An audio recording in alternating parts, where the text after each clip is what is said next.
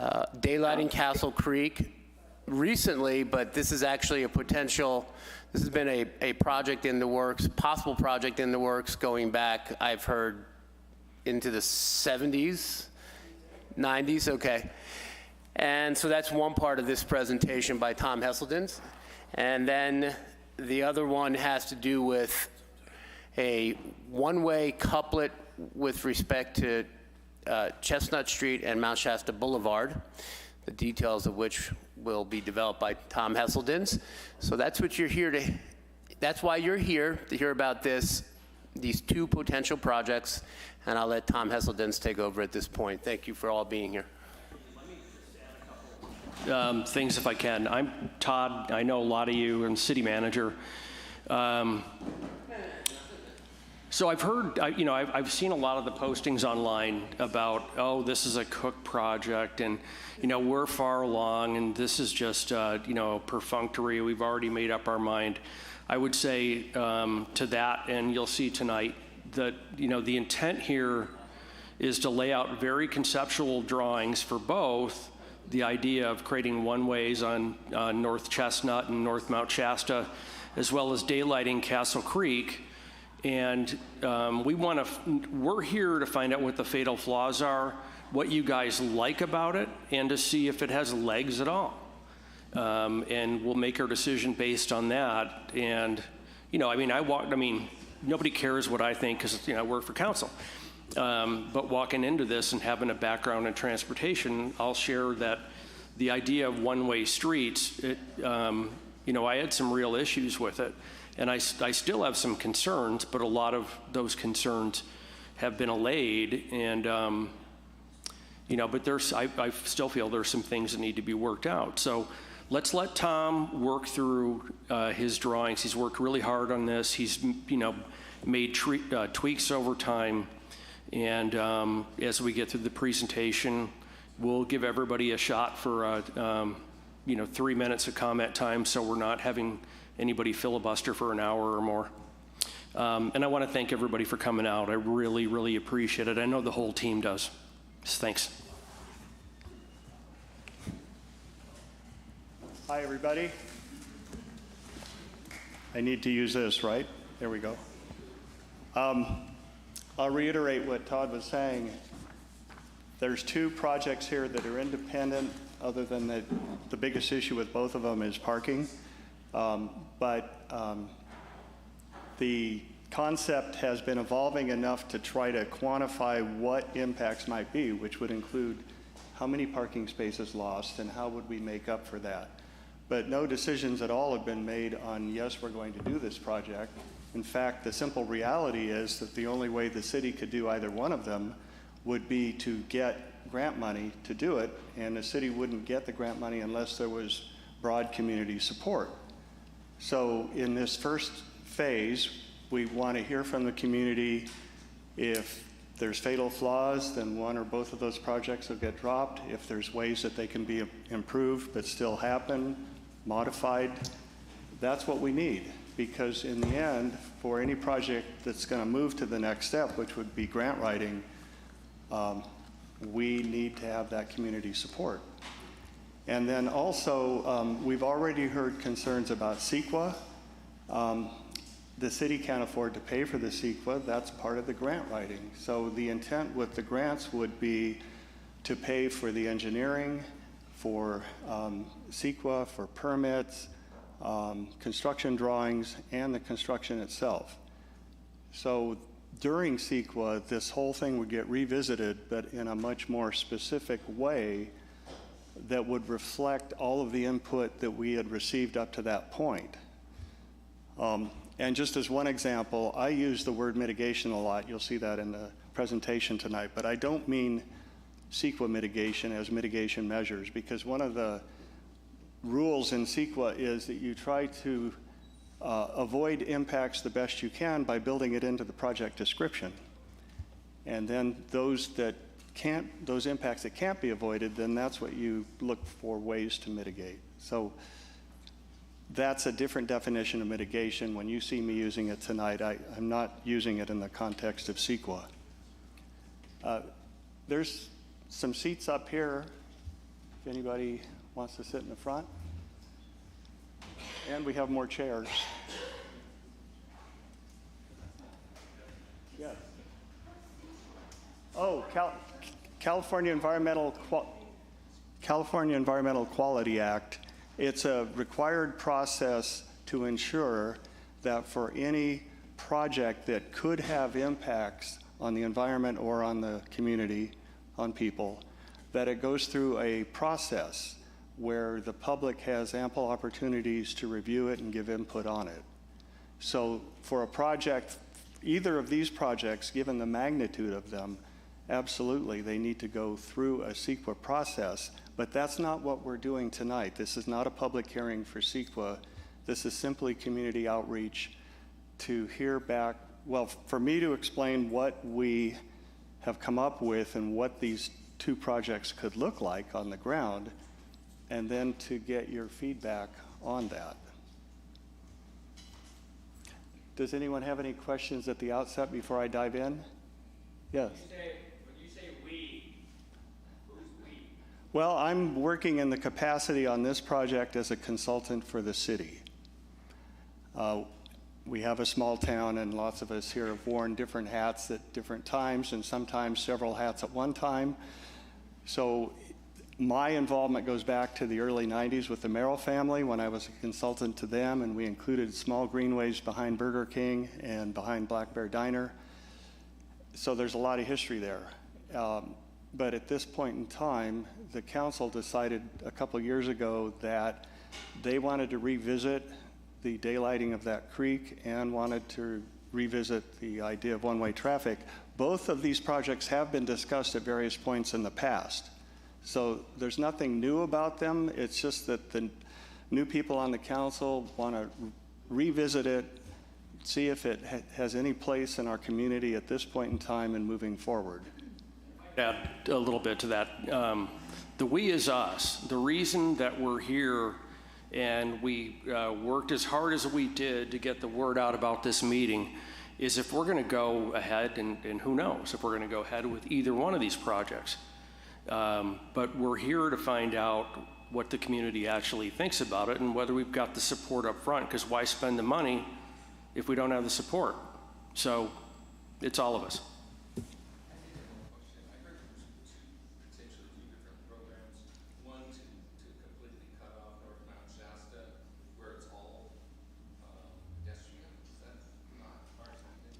No, that idea has been floated before, to make it a walking downtown, but that's not part of what we're here to talk about.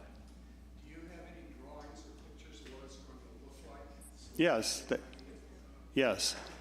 That's all part of the presentation. I just wanted to give an introduction to kind of get everybody up to speed on why we're all here. So, and I should point out that since I'm a landscape architect and I work with AutoCAD, I really delve into drawings a lot. So the drawings have a lot of detail to the point where if you wanted to build it tomorrow, it wouldn't take much to turn them into construction drawings. But that wasn't my intent. My intent was to try to help understand what this thing would look like on the ground, and especially how many parking spaces would be lost and how would you make up for that, and what specific businesses would be affected and in what manner. So my drawings are somewhat elaborate because of that, but that doesn't mean that it's set in stone. Those drawings can be infinitely changed. That's the beauty of AutoCAD. It's digital. So I expect to make changes.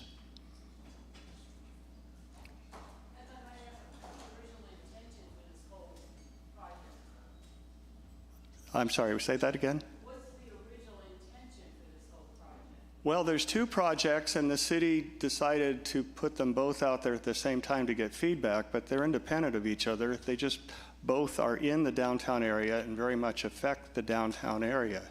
So the intent of bringing the creek above ground and making a greenway along it is to enhance the aesthetics of the downtown area and have this visual connection to the volcano where our water originates, and just to make the downtown more interesting to spend time in, which can have economic benefits of people being there longer and spending more money, but also for the local residents.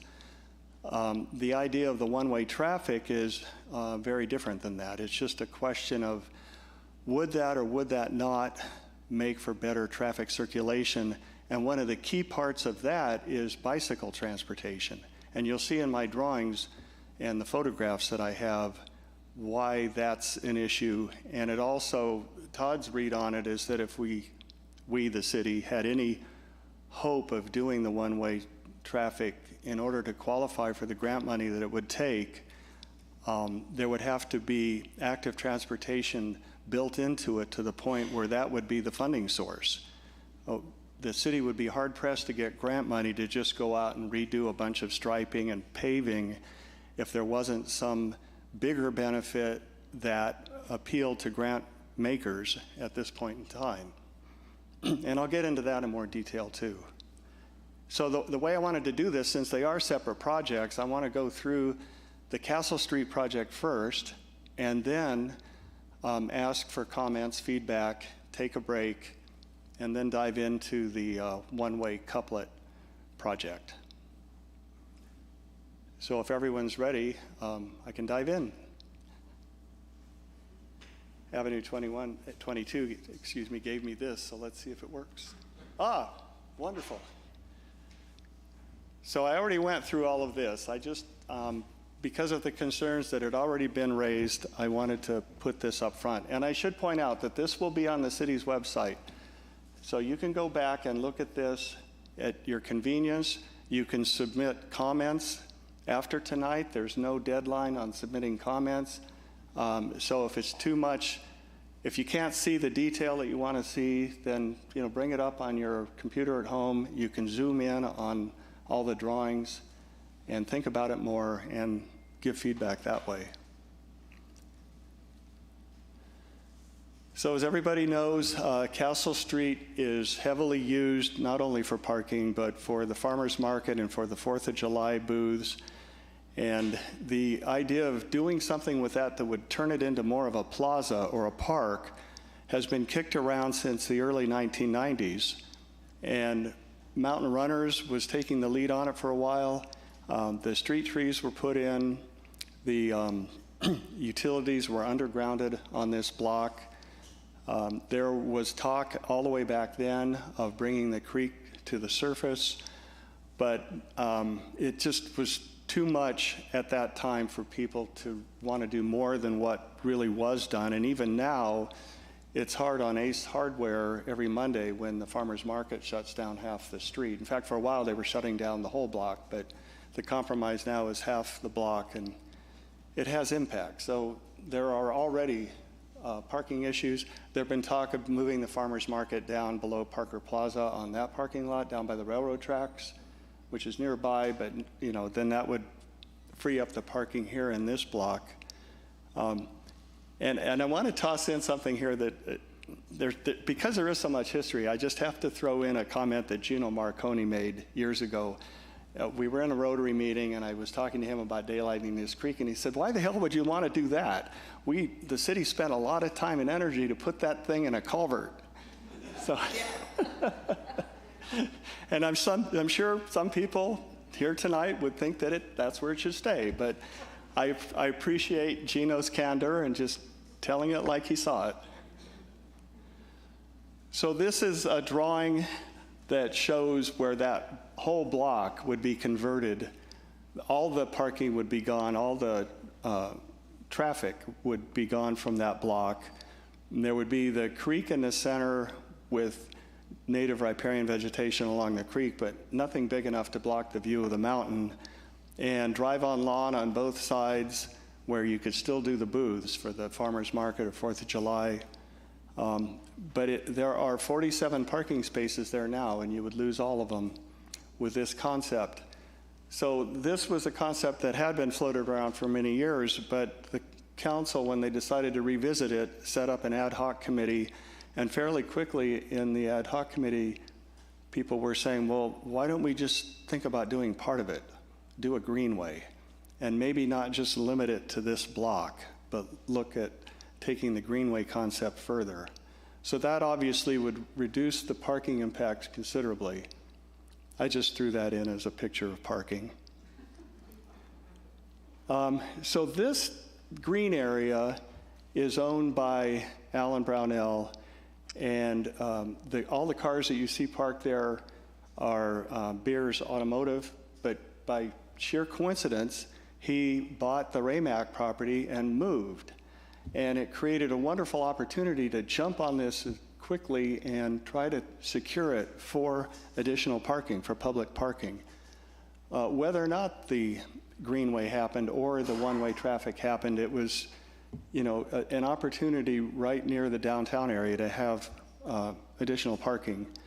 And there is a building on it in the upper left that you can see very dimly. It used to be the Goodrich Tire store, and there were hydraulic jacks in there, and they leaked. So the city, in looking into this, first of all, they did a short-term lease to secure it while a toxic contaminant study could be done for the building and the surrounding property.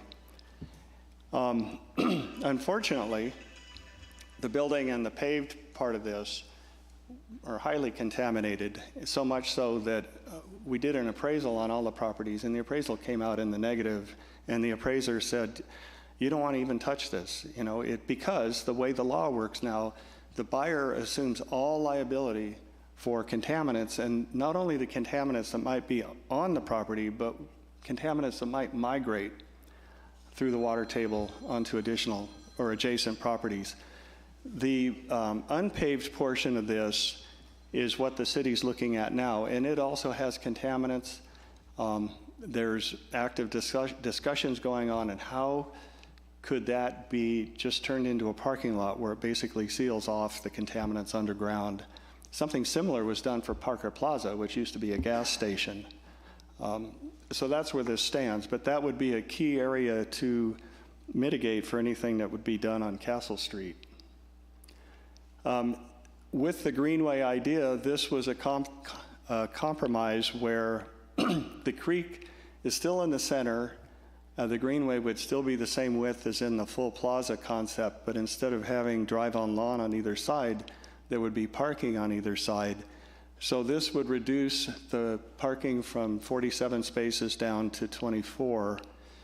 And one of the problems that was pointed out at a presentation I gave at the museum on this was angle parking, people backing up right towards the Greenway, and people are going to walk along the Greenway, want to look at it.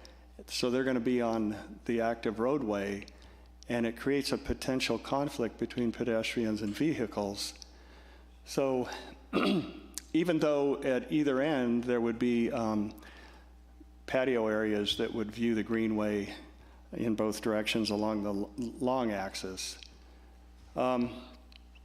This is the creek that we're talking about here, where it ultimately daylights. It starts in Sisson Meadow. It goes underground at the head of Castle Street, comes out here by the dentist office near Rite Aid, and flows above ground to the freeway. And this was the part of the creek that I worked with in the early 1990s. This shows the potential for a full Greenway, which the ad hoc committee decided, well, let's just look at it and see what that would consist of.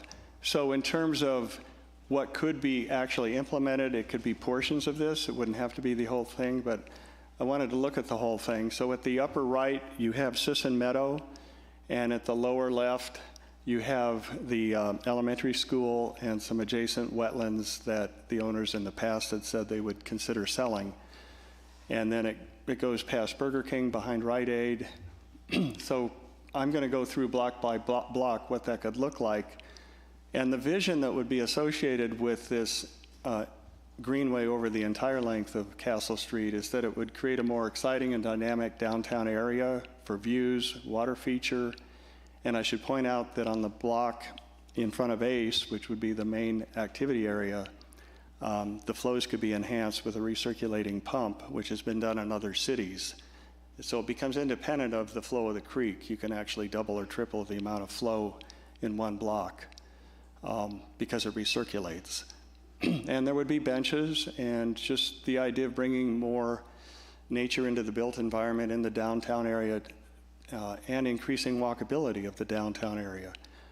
So that's a big part of the vision, but it also would link the city to the mountain via the view and the water coming from the mountain and paths that would lead up to the mountain, because the paths along Castle Street would link up to the middle school and up to the high school, up to the Gateway Trail system, and ultimately up to the historic trail up to Horse Camp. So there would be this continuity of the way people used to climb the mountain 100 years ago, where they would start right in town and start walking. Not that everybody's going to go out and do that, but I guarantee some people would. But it's more the concept that it's all linked up. And the idea of linking the schools. Oh, nice. Thank you. I have a laser. That'll help show you some things. Actually, and I have a backwards button too. Let me see if that works. So I'm going to test the laser.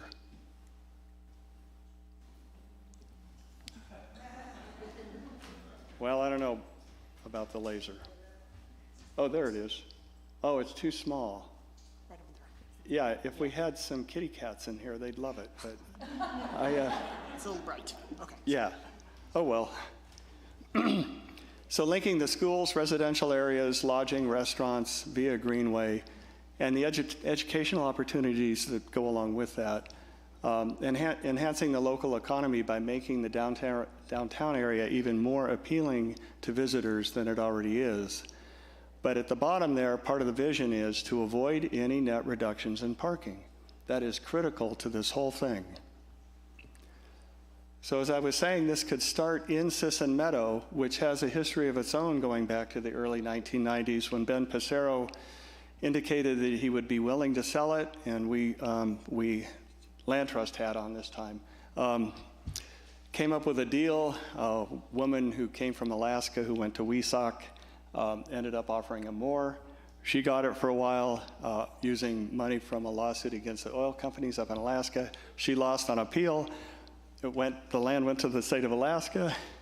The Land Trust got a grant from the state of California to buy it from the state of Alaska.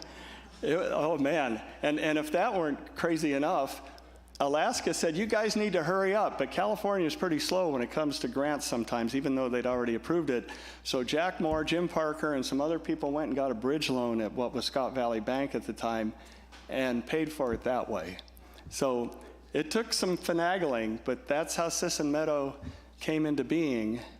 And we got a grant to do the boardwalks in it. And Eagle Scout, Jim Niles' son, did the benches. We did the pond, which needs to be redug. So this is a map of Sisson Meadow with a lot of annotations on it on what could be done to flesh it out more. It's up to the Land Trust regarding the portion that's colored light green. The Rotary Club did a trail overlooking this meadow that goes from the library to Lake Street. The alley, the city has said in the recent past that they would be open to closing that to vehicular traffic and having it be a multi-use trail. And this block in particular, it's interesting what's come up from talking with people. This is the 300 East block of Castle Street where it turns into the alley, and the house on the upper middle right is owned by Chuck Ryan now. That was the Passero residence. Passero grew cabbages out there in what is now Sisson Meadow back in the 20s. And nearby, Muggins had ponds where he cut ice, and the Pepsi distributing building was the ice house for the town back in the day. So Chuck Ryan bought that, and he is into the idea of completely converting that street. And this is what it would look like. All traffic would be eliminated other than a shared driveway that would go to the houses that are there. And he bought not only the Passero house, but the duplex that's on the right below it. And then there's a couple other residences, Perez and Andolini, that would be accessed via driveways, and the public would have an 8-foot wide paved trail that would start at Alder Street and go up through that block and then tie into the alley, and from there go up to the Land Trust Garden Greenway property and up to the school. So that's quite a change for Castle Street in that block. There's 12 de facto parking spaces there now, but they could be mitigated by putting in sidewalks along Alder Street and putting in parallel parking. And there's another access to Sisson Meadow along Alder Street. So that would be how public parking could be mitigated for that block. This is the 200 block of East Castle. And on this one, what made the most sense was to put the Greenway on the left, but there are 2 beauty salons there. It could go on the other side. That's one example of many of where we need community feedback on what the community would prefer to see there. Either way, it would require converting that block of Castle Street to one-way traffic. The alley would still connect through, and obviously all driveways, all access needs to be accommodated for private residences. And you would lose, I don't remember, I'll have a slide coming up later on how many spaces of parking we would lose. But on the alley there, you can see some parking drawn in. There's one landowner there that we've been trying to reach that we need to find out if they would sell, and if so, well, the city has to do an appraisal for anything that's purchased with grant money or city funds. So that would be the next step, would be to appraise it. But one way or another, we could get some parking there. And I should point out, projects like this, it's all based on willing buyer-seller. Nobody's talking about eminent domain condemnation. If somebody doesn't want to sell, well, that's the end of that. I show this picture because snow removal is an issue not only for the Greenway, but also for the one-way traffic idea, and we'll talk about that more. But getting back to the 100 East block, which is the Ace Hardware block, this was the drawing that I showed earlier. And if we put sidewalks along the creek, well, this is the full plaza idea that I showed earlier with the drive-on lawn on both sides, but there would be sidewalks there. So if you did and phased it where you had the Greenway in the center and the sidewalks, but still wanted to have parking, all you could fit in would be parallel parking, and you would get 16 spaces total. That's quite a drop from 47 spaces. Another idea that was put out there was to move the Greenway over to the side. That would allow for 24 spaces, so you'd have, it would be similar to the first idea of having it in the center without sidewalks. But the key question there is, if you were ever going to do the whole plaza idea in the future, is that where you'd want the creek? So this one block, I put out these several alternatives because, I mean, that's kind of the whole point, is for the community to look at those choices, think about it, give feedback on, you know, what they think would be best. Uh-oh. It's not advancing. There we go. This artist here tonight, this is Art's giant jade boulder. So, classic story about that. Art retired and needed to get rid of this thing. Had been trying to sell it to the Creek tribe for the casino, tried to sell it to the city. He ended up selling it for much lower, and I had to go and bug Buzz and Jen Knight to finance it in the interim and keep it at their house, because I felt, okay, if the Karuk don't want it, even though it came from Happy Camp, there's already a theme at Parker Plaza for different rock types from our region here, and it's such a showpiece. So Art did the rendering on the left, thinking that that might be a good place for it. So that's one idea. It could go into Parker Plaza. It could go in front of the police station. Whatever fits best. This is what was done to date at Parker Plaza, and Art did the stone cutting for this. So you have 2 jade boulders on the right and the peridotite on the left. Did I say that right? Anyway. Moving one more block southwestward, this is in front of Napa and the parking portion of Soul Connections, and where it turns into Maple Street going by Say Cheese Pizza.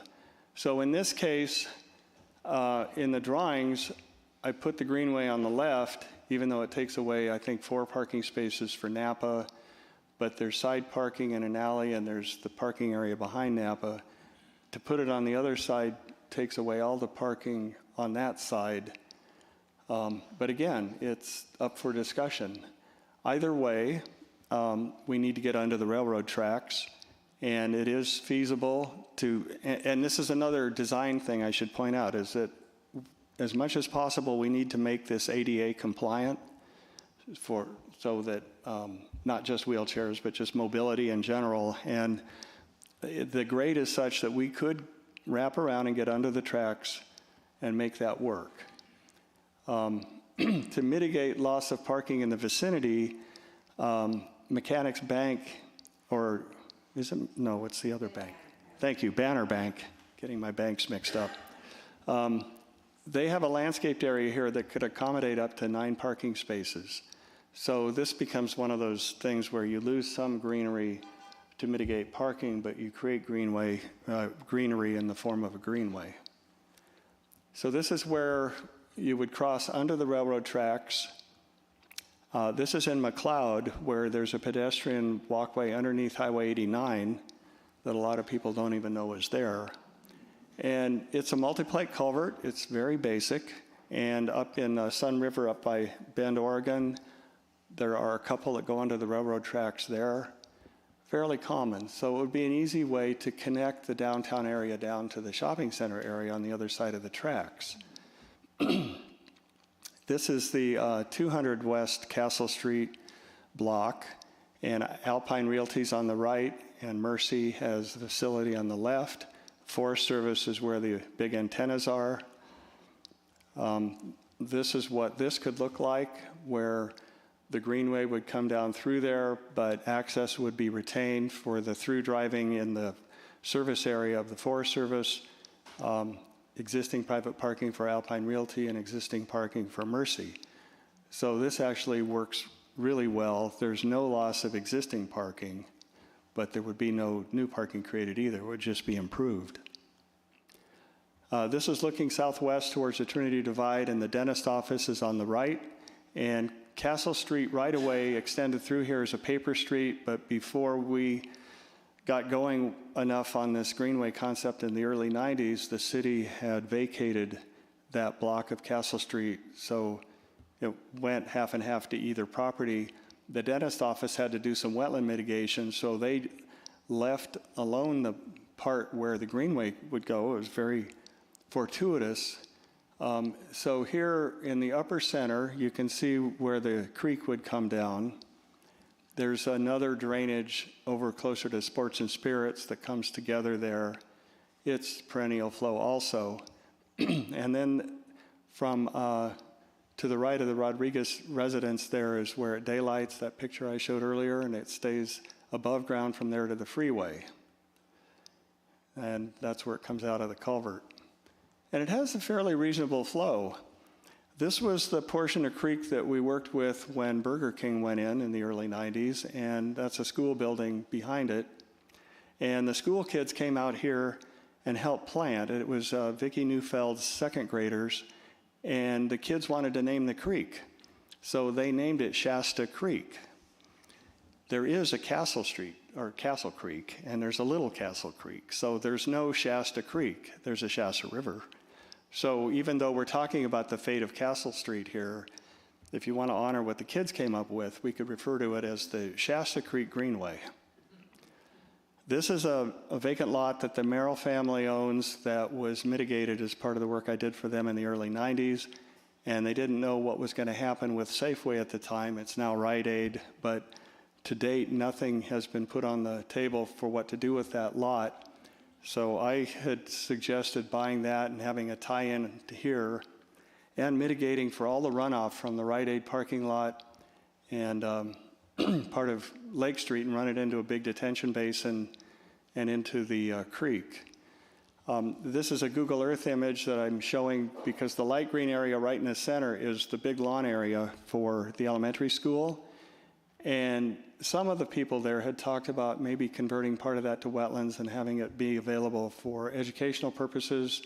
There's a streak of dark green just below the lawn area that was the Greenway that the Merrills did as part of their mitigation because they wanted to be able to develop that lot that's at the intersection there of the north on-ramp and Lake Street. Interestingly, that was purchased by the Treehouse because they didn't want competition. So to this day, it sits there undeveloped. But there's an opportunity to widen that greenway in the back and make it more functional. So this shows how it could be widened behind Burger King and wrapping around and incorporating some of the elementary school property. So I went through all of that because that's the full potential of what could be done as a greenway on the entire length of Castle Street in town that would do a lot to link together various parts of the commercial areas in town as active transportation corridors, bicycles, pedestrians, and trying to minimize the impact on traffic, but mainly avoiding net loss of parking. So this shows if you were to do the plaza idea in front of Ace and lose all of that parking, even with maximizing what you could do on the alley at the 200 block of East Castle, you still fall short by 11 spaces. And I've tried to do all the mitigation within walking distance of the businesses that would be affected. So if you go up 1 block further to the Tadena parcel that's been on the market for a while, it looks to me like you could actually get as many as 70 spaces on that property, which would be huge, and it would make sense for the community to have that anyway, especially during big events like 4th of July, but even the farmers market where everybody's driving around trying to find a place to park. So, but that's not as convenient within walking distance as other solutions. So I just throw this out there because those are the sorts of things that the community really needs to think about. So the next steps I mentioned before is to go through the outreach this year, and that includes the general public, the landowners, and the businesses. And if it's supported, apply for grant money. And the grant money would cover the engineering, the CEQA, the permits, land acquisition, and the actual construction. And the construction would obviously need to be phased 1 block at a time. It's much more streamlined in environmental compliance, CEQA and permits, to capture everything that you would like to do, even if it's going to be phased, rather than piecemealing it and just doing a single block. So that needs to be thought through as well. So,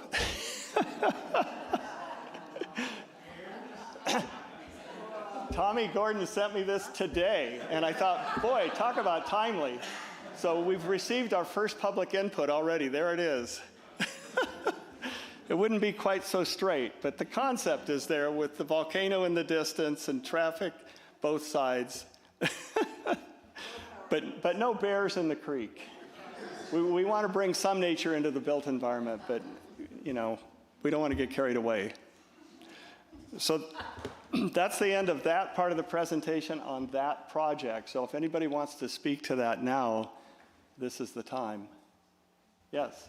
I woke up in Reno this morning. I came back today just to come to this meeting. My car drove me all the way here with 0 intervention, so I didn't have to hit the steering wheel or the gas pedal.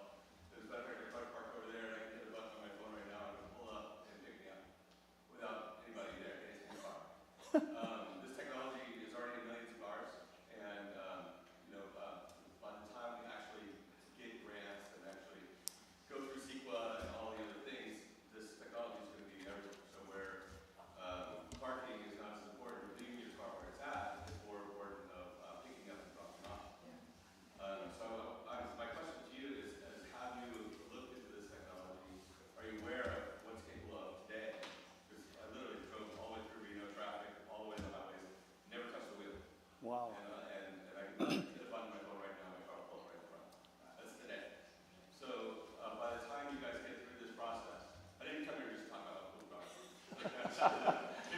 No, but it fits very well, and I'm certainly aware of the technology, but I think of it as being in the Bay Area and not in Mount Shasta, but you're absolutely right that it would apply anywhere. Yeah, so if you had a parking area further away where the car could go park itself, yeah. Go pick up somebody, take them for a ride for a fee. You know, so parking is not just to be radically transformed. So greenways are really important in looking at ways that pedestrians and bicyclists can get around. It's super important, I see. But in 5, 10 years, by the time any of this can come to fruition, parking is going to be really phased out. And so by the city spending a ton of money by expanding parking and doing all this things, that's really looking in the rearview mirror as opposed to planning ahead. And so I just really wanted to make sure that this project is going forward, embracing the technology that's already here today, and it's going to be more ubiquitous in the future. That's great input. Yeah, thank you. Yes. Parking is a real pain in the butt when you have major events like the 4th of July race. Has anybody ever considered a 2 or 3 tier parking garage? Because parking is pretty severe. It's been suggested, yes, not recently, but it's been suggested in the past, and certainly you see that in Ashland, and certainly in Medford. Yeah, it kind of begs the question, is that overkill for our small town? But it is one way to stack the cars and take up less space. Yeah. And we do have that lot right there that needs to be sealed and covered up. So it's perfect. The closest we've come to do it in this town is the AGT building, you know, where there's parking underneath. Yes. Has any study been done on the economic impact on local businesses that are along Castle Street, on the inconvenience for people getting to their business to shop? Because if they have, I'm not saying people are lazy, but they don't want to walk any further than they have to, and on the restaurants and stuff, and about the cost on the snow removal, and what are you going to do with the snow removal on the Greenway? You going to plow it into the stream, or what? And is there going to be any mitigation for if some child falls in the stream, it goes into the culvert, which goes under Mount Shasta Boulevard or Chestnut Street or any of the other places for safety for that, in case in the wintertime they're walking across it and it's covered with snow and they fall through, they're going to be in a moving stream. All good points. And at the hospital, we graded the culverts associated with those streams at the hospital. Snow removal, I had thrown out there at a previous meeting at the museum the idea of pushing it into the stream because it's going to end up there anyway. But there could potentially be water quality issues with that because of the petroleum products on the pavement. And And along with that, what's the ongoing maintenance cost going to be for the city to maintain it? You're going to pick up garbage and clean up the stream and the rest of the stuff, and who's going to pay for that? And has a study been done? you mentioned studies several times there, and so the simple answer on that is no. But that's why we want to get community feedback on whether or not this makes any sense to go further with. And those studies absolutely need to be done. And I would see that being part of the CEQA process. Along with the biological impacts, you also need to consider the economic impacts, the public safety. Yeah. On the alleyways, are they going to be able to drive across the Greenway? ACE brought that up right off the bat last year because of their deliveries. So on the drawing, I show that. And all the garbage is picked up on the backsides of all the Right. businesses. All the businesses there have to have their trucks unloading the products for all the stores. And how is that going to be impacted? It won't be because on my drawings, every alley is connected through. The Greenway stops, goes into a culvert, comes back out again. Yeah, no, that's critical. Have you thought about two different directions of that water stream, given the issue that you just brought up, where maybe there is a continuation underground,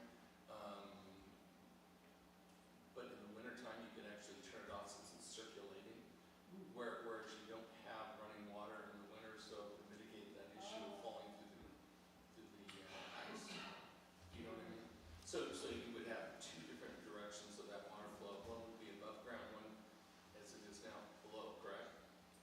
Well, we were going to get rid of the one below and just have it be above ground, other than where it goes under alleys and under Chestnut and Mount Shasta Boulevard and Pine Street, and Alder Street. You need to maintain all of those undercrossings. All of those would need to be graded to keep kids from going into the culverts. The snow issue, just from what I've seen, is what flowing water tends to melt the snow back.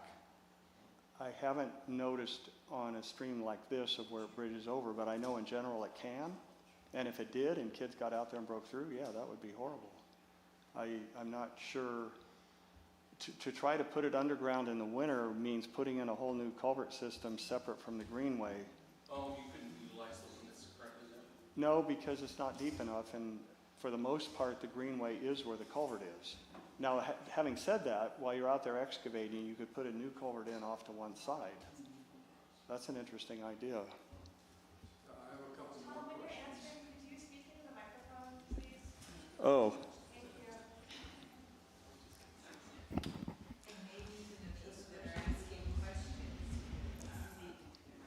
I hope you guys don't mind. I'm going to turn my back on that.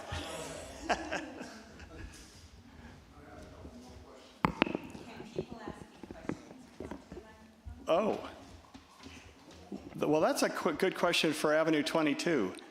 You're wanting to record, when folks talk without being here on the microphone, do you still pick it up? No? Oh, Tom, repeat the question. Just repeat the question. Repeat the question again, like the person asked about. oh, well, but it'd be good to get their answer too. Oh, so Dwayne, would you mind coming up and, so I wrote down everything you said already.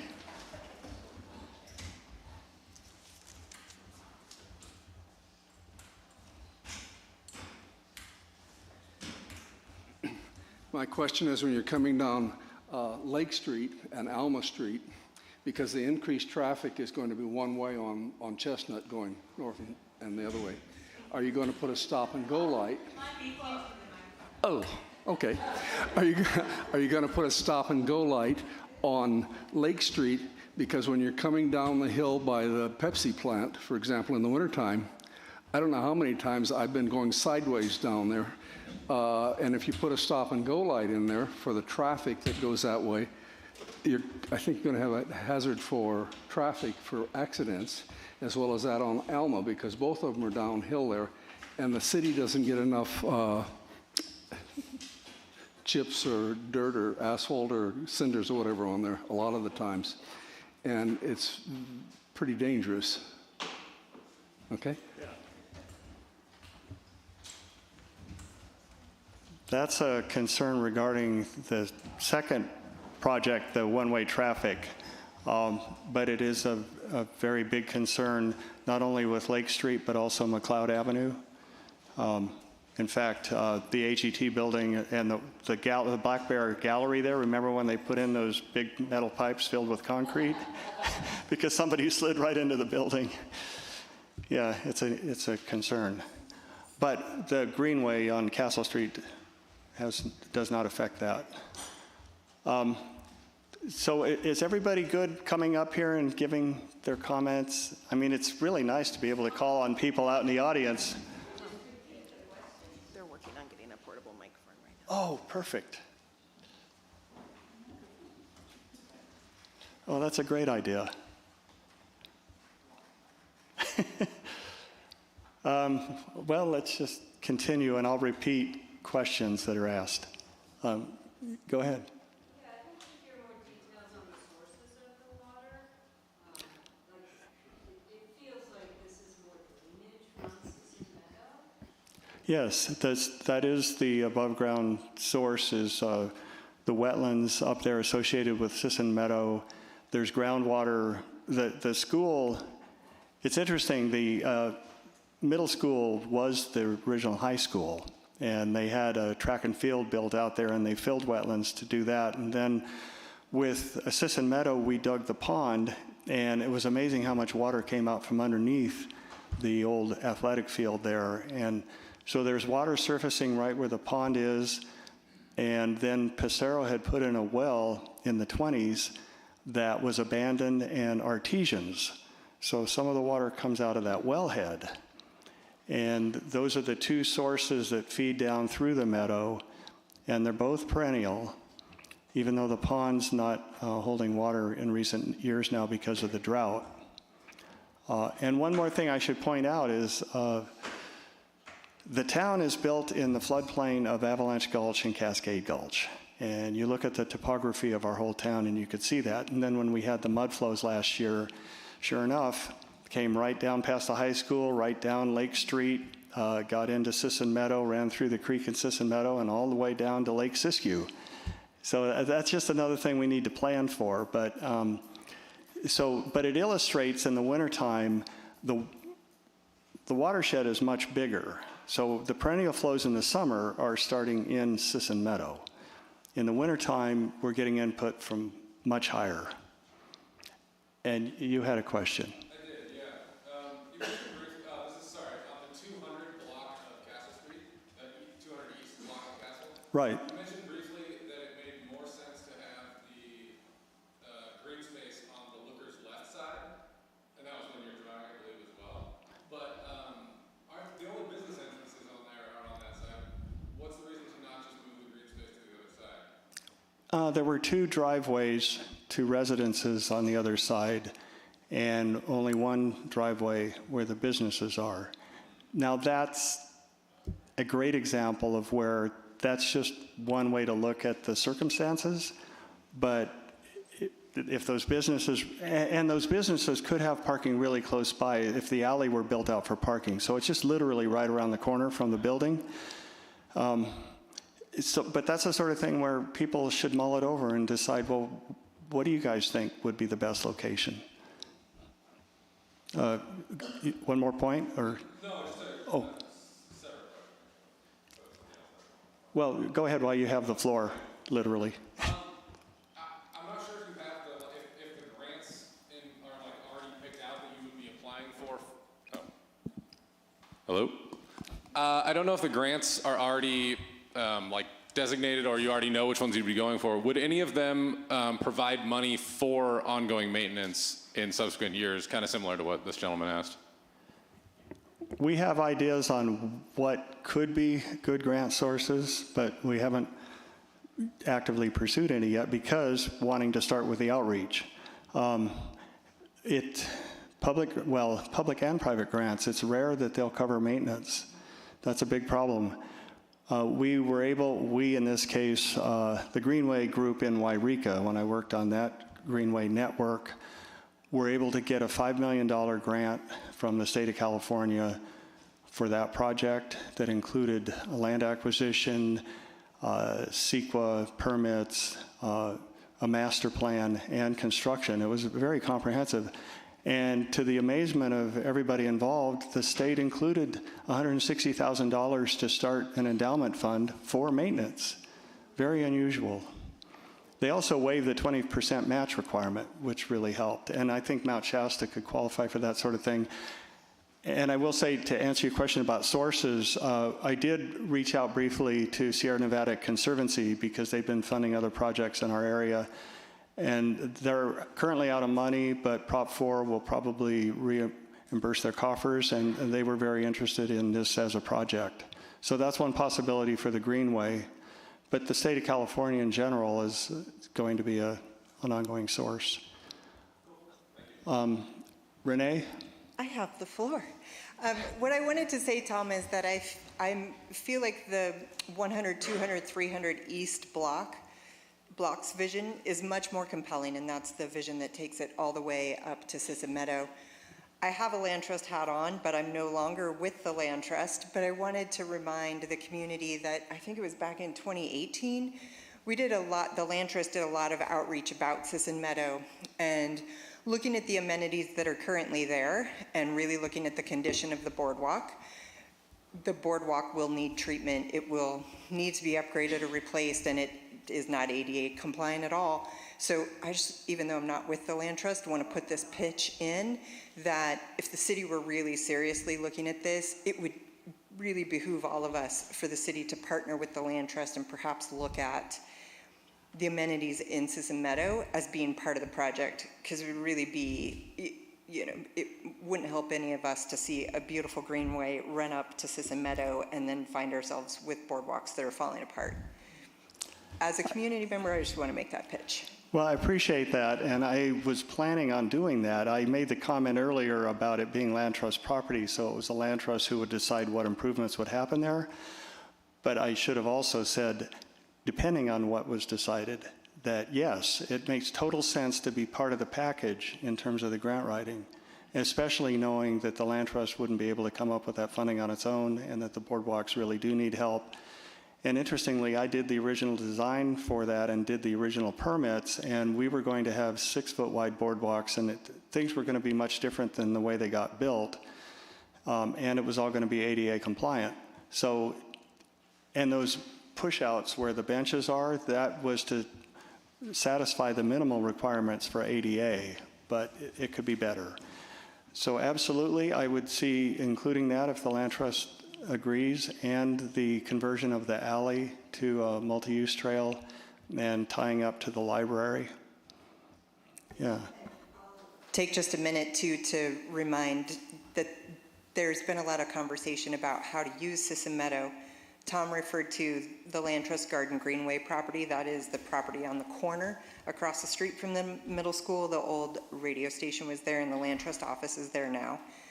There has been conversation as well about Sisson Meadow, the rotary trail that then connects the meadow to the Garden Greenway property, and using that to connect to Shasta Park, which then connects to the gateway. So there is an opportunity for really, really big vision, and to look at how we can connect urban trails. If we were to develop an urban trail through Castle Street by daylighting Castle Creek, it would be really neat to see those connect to this incredible trail system that we're building right out of town. Yes, absolutely. Hey, Tom, we've got an online comment. Are you ready for one? Sure. For Johanna Altorfer.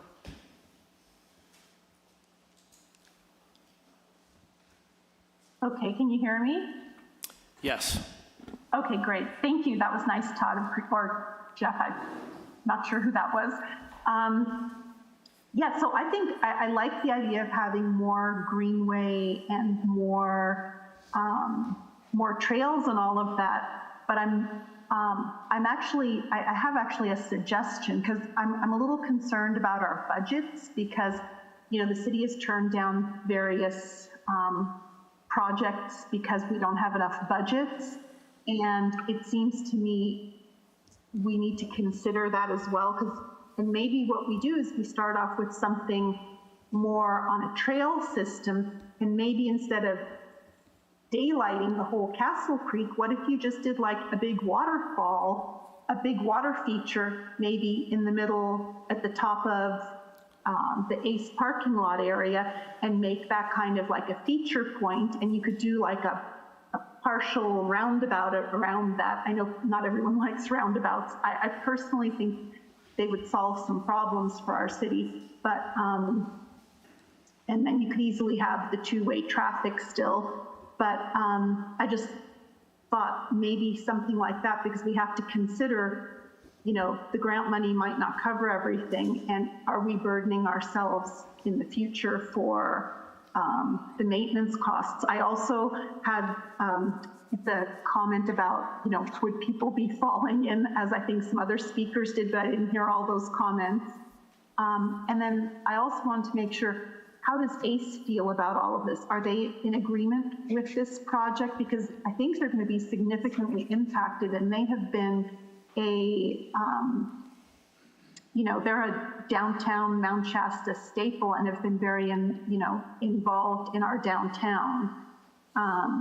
So anyway, I was just thinking maybe if there was some kind of a compromise, and then you could always build, consider something bigger when there's more funds.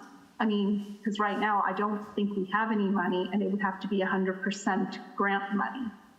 And from what I understand, that might be difficult to do, but I like the idea of, greenways and views up to Mount Shasta. I think that's all really beautiful. So anyway, those are the only comments I have right now. Thank you. Thanks, Johanna. I'd actually been talking to ACE and to Sportsman's Den.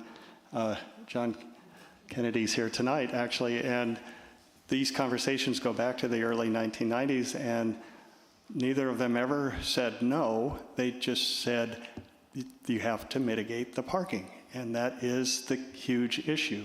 And with ACE, it's one of those things where, yeah, you'd have to walk maybe 100 feet further. When you go to Walmart or Costco, people are accustomed to walking further, but we get used to how close we can park here in Mount Shasta.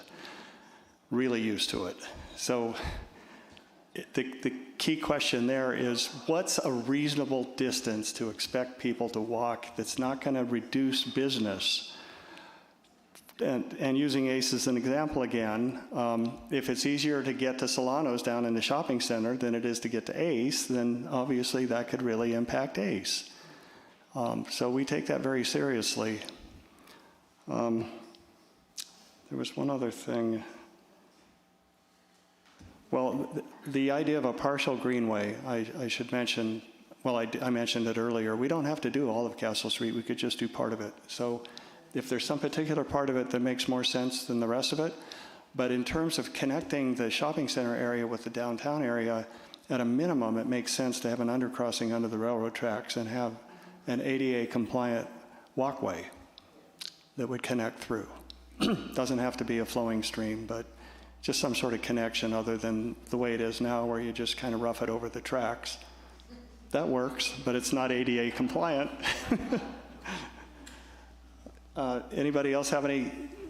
Yes. Who's got the microphone now? Oh. Hello, my name is Kelly. We're speaking about daylighting and having a natural environment back. Well, this would be like a beautiful causeway for the animals to migrate. And there are lots of grants, including putting holes underneath the freeway for that migration to happen. And so if we were to daylight, we could use all kinds of money to go past into the freeway to allow all this migration to happen, to allow all the native and indigenous species to flow throughout, which does increase all kinds of ecotourism and things like that.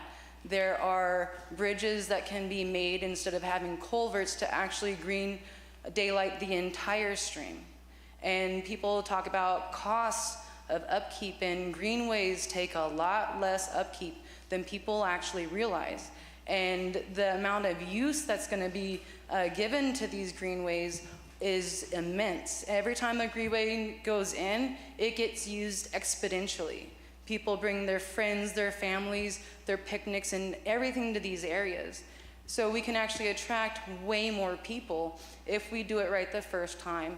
And it might be really scary to go full bore, but there are grant monies. We could put all kinds of holes through that freeway out there and have the train slow down, all in the name of animal migration.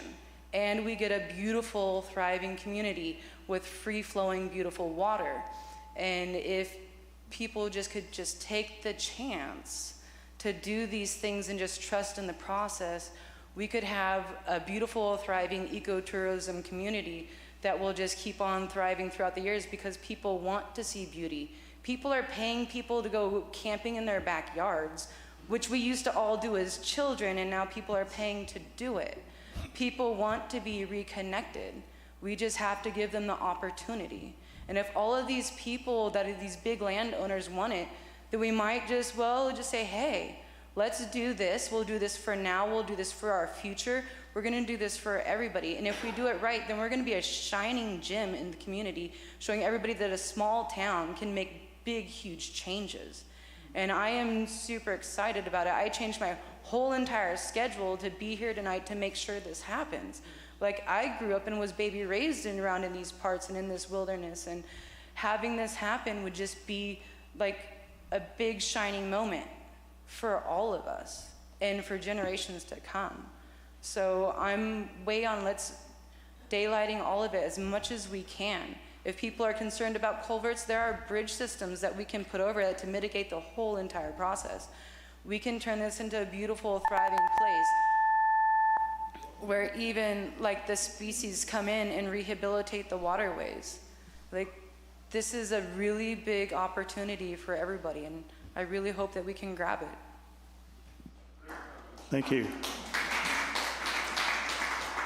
To add a little bit to the big picture, when I was working on the Merrill project down in the shopping center area, we talked with Caltrans at the time about improving pedestrian and bicycle access over the freeway, because you've got the narrow sidewalk now on one side of the crossing and nothing for bicycles. And they said at the time they would prefer something under the freeway, which was really interesting. I don't know how they would still feel about that. It would align with Cold Creek, where it goes from the Treehouse Motel and under, so it would actually be 2 undercrossings, one for the northbound lane, one for the south. But that was where Caltrans was at that time, and that would be a good source of funding if that were to happen. With the vagrant problem, you start running into issues with creating inadvertently sheltered habitat through undercrossings. Where I would want to go under the railroad tracks is very short. And I should say in general, that's an unfortunate thing. That city has made great progress at the city park recently. You know, there's a big difference between truly homeless and lifestyle, homeless by choice, a lifestyle thing. And it's gotten out of control in this community with all of the side effects of fire, litter, human waste. And I mention that with respect to undercrossings. Now, overcrossings, you're not going to have that issue, obviously. But overcrossings can be very expensive. And the ones that they're doing for wildlife, for example, down in Los Angeles, millions of dollars just for one crossing. Oh, yeah, they're... Yeah. Right, there's at least one on Highway 97 just east of Weed, going under, and they're now looking at going over Highway 5 at Ashland Summit for a wildlife connection, because that's a major corridor along that mountain range. Trying to do that in Mount Shasta, like any of this, you just have to ask, well, what can we realistically get grant funding for? It's a matter of scale, cost, sources of grant funding. But I appreciate what you're saying about wildlife, because a key part of this is to bring more nature into the built environment, because people really enjoy seeing critters, and the critters would benefit from providing it.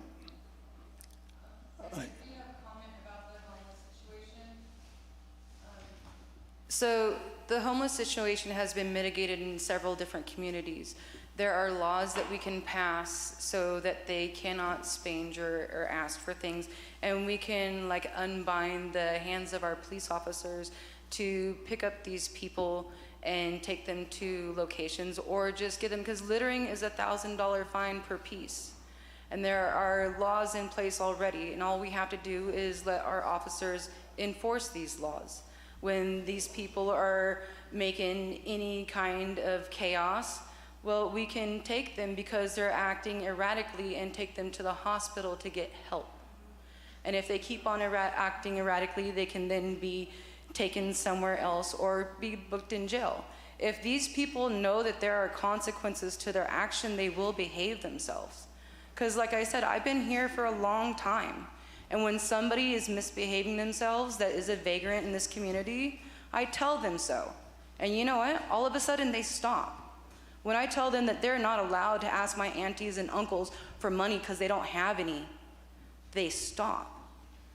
And so all you have to do is put your foot down and give a little bit of discipline. But if we allow them to keep on doing what they're doing and we don't unbind the hands of our police officers so they can keep us safe, these people will continue to act as such. That action was taken earlier this year at the city park. The Rec District Board passed passed an ordinance actually that enabled the city police to write tickets and assess fines, and it made a big difference. Yeah.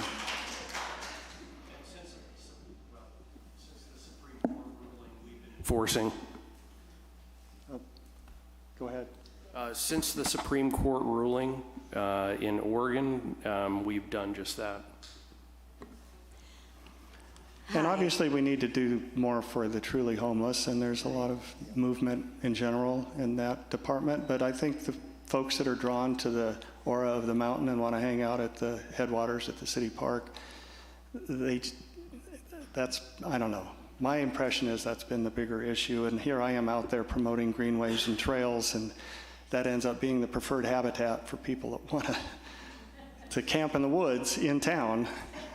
So it becomes a big user group conflict, and we've had at least 3 fires. Fortunately, none of them have gotten big. Anyway, we're getting kind of off track here. I've got the microphone. I'd like 3 quick comments. My name's Jackie. Oh. I've been here a long time.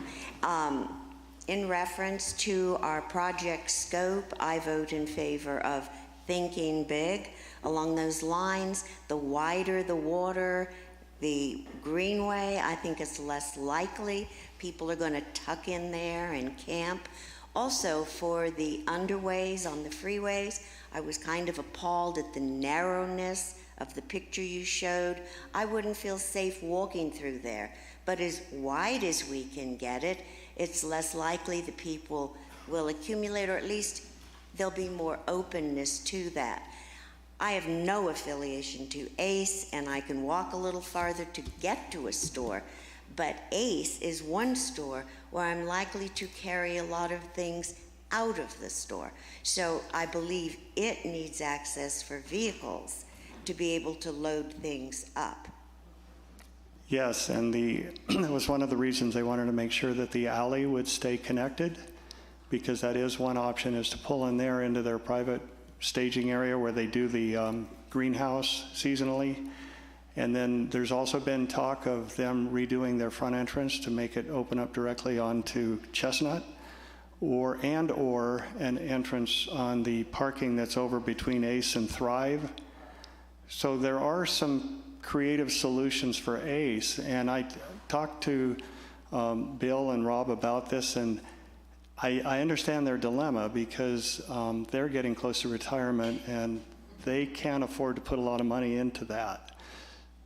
I look at the ACE in Ashland, where they have a parking lot now, and the spaces are quite narrow to get in and out of, but that's another way they handled it. I don't believe we should count on that alley for much traffic, just because, again, I've lived here a long time, and people coming in through that alley gets backed up with large trucks delivering to other businesses on that alley, and I just don't think we should count on that. Occasional use, yes.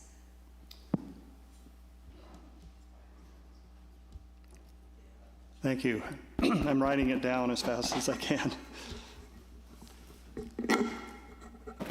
We have... Tom, do you want to, I don't know how many, well, it looks like we've got another comment, but for the sake of time after this next comment, can we move on to one-ways if the crowd is good with that? That would be good. This fellow right here, yeah. I just have a question about the greenways. You have a vision of what the species mix would be and how you would maintain them? Trees, ground cover, shrubs. Yeah, sedges, brushes, spirea, red twig dogwood, western azalea, vine maple, but not not big leaf, because if anything gets too big, it's going to block the view of the mountain. And then part of the species choices would depend on whether or not snow is going to get pushed in there. If it is, then obviously they'd have to be able to withstand that. Yeah. What? Could I just say Oh. So I work at the museum, and the one thing I'm asked many, many times is, why isn't there a better downtown area for us to enjoy, see those views, see some greenery instead? you know, it seems like the only places around Lake Siskiyou. If there was someplace downtown, we'd shop there more, we'd enjoy it more, we'd stay more at the restaurants. So I think this is a great idea to enhance visitation to our downtown area, because at the museum, we're just asked that all the time. One thing that relates to that was an idea that Tim Stearns mentioned about a year ago, was ACE could put dining on top of the roof of the front store. It worked in Ashland at the plaza, upstairs dining. I mean, boy, the views up there would be killer.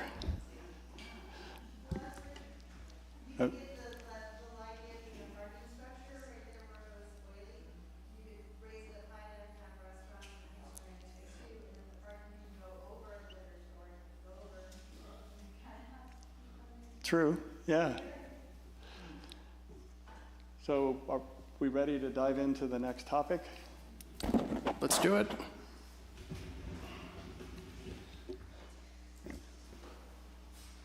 That went pretty quickly, actually. Yeah.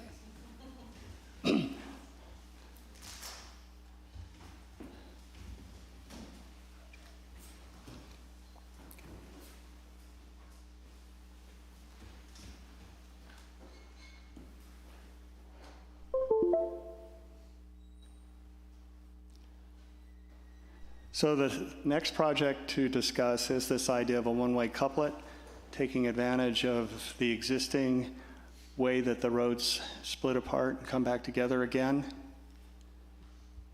And that's what it looks like in a drawing. Just because of the way the roads split at Y intersections, it kind of begs for at least consideration of one-way. The vision for the one-way would be to create a safer, more walkable and cyclable downtown area. Just as one example, at the Y intersection by Bistro 107, it's just a crazy place to try to cross the street.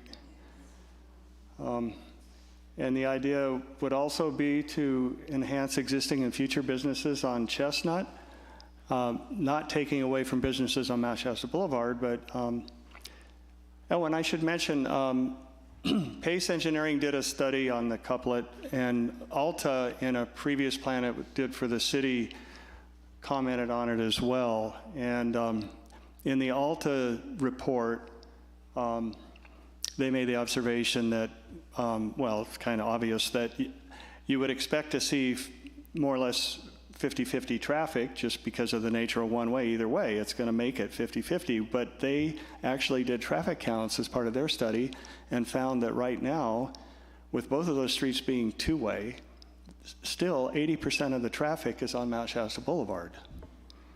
So it would actually help decongest Mount Shasta Boulevard to put some of that traffic over on Chestnut.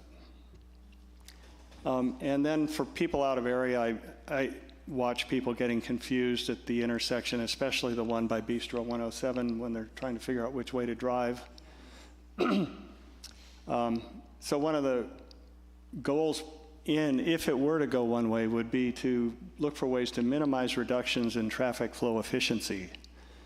And obviously, let's say you're heading north, you go onto Chestnut, but you want to end up at City Hall, so you're going to have to go up to Castle Street, turn around and come back.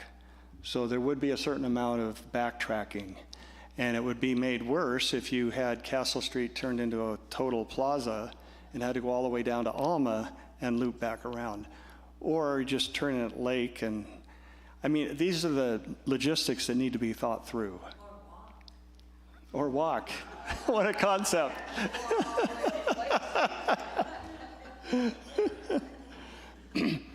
Well, interestingly, the one-way traffic in Ashland is about the same size. It's amazingly similar. And that's been there for years. It splits off at a Y at each end. It's interesting, their streets aren't as wide as ours. So that is, on the right-hand side there is a Class 2 bikeway. And we're going to talk more about bikeways. So a Class 1 bikeway is where it's completely separated from a roadway. It's the safest form. Class 2 is where you stripe it, between the traffic and the parked cars. Class 3 is a category sort of like Old Stage Road and WA Bar Road, where there's nothing striped or official, but it's a shoulder. And the county actually had tried to pave the shoulder out there on WA Bar Road going to Lake Siskiyou and got shot down by some of the adjacent landowners because it's not a deeded easement. It's a prescriptive easement. The property lines go to the center of the road. So that unfortunately never happened to get at least paved shoulders. But back in urban settings like this, there's two other ways to go. You can do a class 4 bikeway, which is a separated one that I have some photos of, where you put the bicycles between the cars and the sidewalk. Or you can do what's called a bicycle boulevard, where you actually paint the bicycle symbols on the traffic lanes and require cyclists to ride with the cars in the traffic lanes. So if the speed limit's low enough, then that's not a bad solution. And actually, with the fellow in the back that mentioned self-driving cars, another technological change that's happening more and more is e-bikes. So with more and more e-bikes, they're going to be more capable of keeping up with traffic, and it becomes more like motorcycles. So this is a stab towards doing a separated bikeway, but it just has the plastic barriers, and there's no parking along there. This is where it's more aggressively separated, where you have parallel parking, and then you have a 3-foot buffer, in this case raised curbs, to keep cars off the bikeway, and then another curb that goes up to the sidewalk itself. This is where the separated bikeway is put up at the same level as the sidewalk, but there's a 6-inch curb separating out by the street. The way things are now in Mount Shasta, the Active Transportation Committee was able to get funding to put in Class 2 bikeways where they're on either side of Mount Shasta Boulevard, and you have to have parallel parking when you do that, because if you have angle parking like on Chestnut, you can't stick a bike lane behind cars. It's bad enough with parallel parking where somebody opens the door and doesn't look. The cyclists have a term for it. They call it getting doored. And it happens a lot in the Bay Area. It's a serious issue. So this is looking both ways on the first part of Mount Shasta Boulevard, the 200 block that would be by Theory Cafe and CVS. And this is up on Chestnut past Tri-Counties Bank. And how that would look if you were to go one way, you wouldn't have any parking reduction. I should point this out.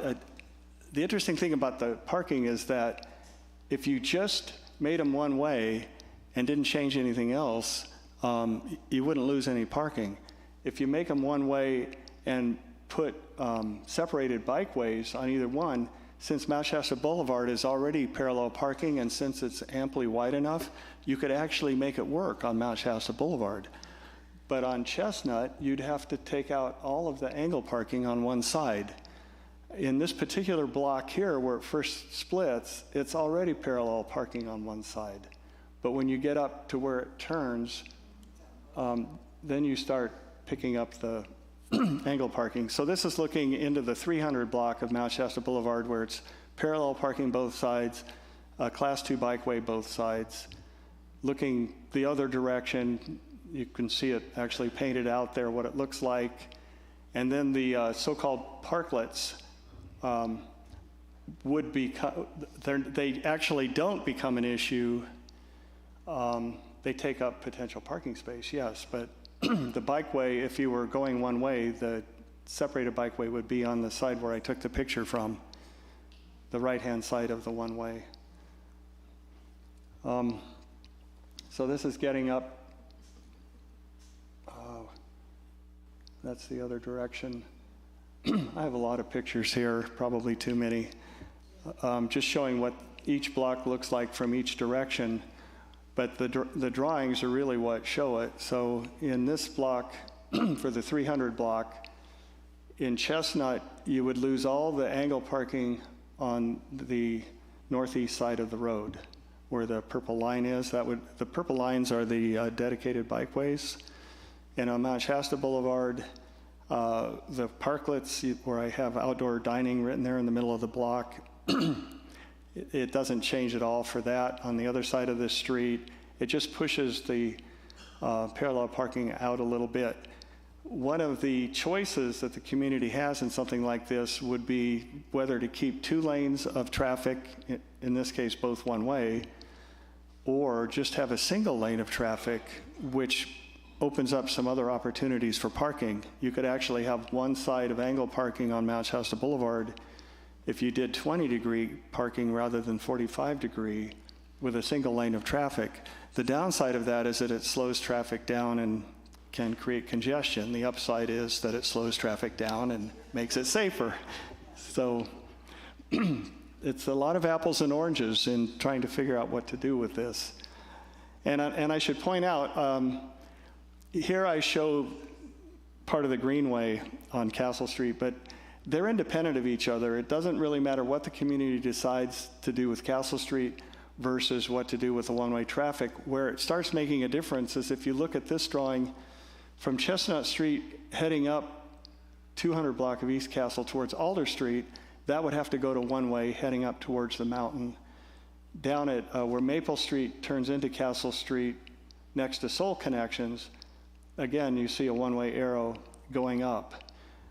If you did Castle Street 100 block in between Chestnut and Mount Shasta Boulevard, where you retain two-way traffic split like it is now, but instead of parking in the center, you'd have a greenway in the center, then you reduce the drive around distance that somebody would have to go if they were both one way. You'd only have to go 1 block to cut back rather than 2. This is looking down 400 block of Mount Shasta Boulevard and looking the other direction on that. Again, too many photos. But looking at a diagram, you can visualize more easily. It's just a continuation of parallel parking both sides of Mount Shasta Boulevard and losing the angle parking on Chestnut. Continuing on into the 500 block, on the left, you can't see it very well, but that's the Tadena property that was purchased originally by Raymac, and it was bought from the railroad as surplus property at the same time that the city bought the land where the parking is now between Parker Plaza and the railroad tracks. And Tadena bought it from Raymac, and then they've got it for sale right now. This is continuing on Chestnut 500 block with Mount Shasta Supermarket on the left.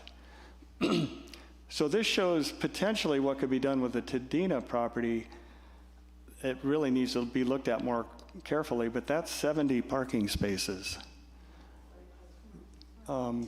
between the tracks and Mount Shasta Boulevard, and it still leaves room for a separated bikeway. There would not be any parking on the railroad track side of Mount Shasta Boulevard. There is now, but it's not striped. It's just unpaved shoulder parking. But you would continue the parallel parking on the other side. And of course, Lalo's Restaurant is in there as part of that. Then looking at the 600 block, you can see on the left of Mount Shasta Boulevard, they have it striped for Class 2 bikeways, and there is some paved shoulder there.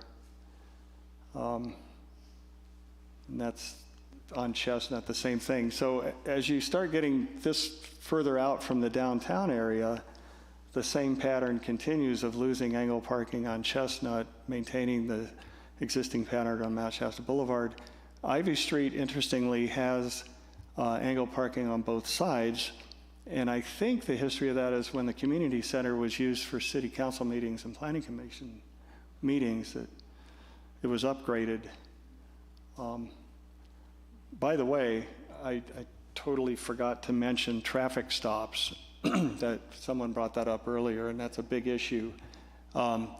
So at Lake Street, Pace Engineering concluded that you would need a traffic signal at Chestnut Street, in addition to the existing one at Mount Shasta Boulevard, if you went with one-way traffic. So then you have a situation of people coming down Lake Street on an incline, coming to a traffic light a block at the Chestnut intersection. So that's one of the issues that needs to be seriously considered. And you have a similar issue at Alma Street, where it's a four-way or two-way stop now. So one solution there would be to make it a four-way stop, but it is downhill, so somebody could end up sliding through it. And at Ivy Street, well, Jesse Street, it would be an issue, and at Ivy. And it was brought up at Ivy Street when Danco was going through the approvals process for the affordable housing project, that people who live up in the Caroline Street area, that subdivision coming down Ivy Street, they've had problems stopping. So Chestnut has stop signs, but Ivy Street does not until you get to Mount Shasta Boulevard.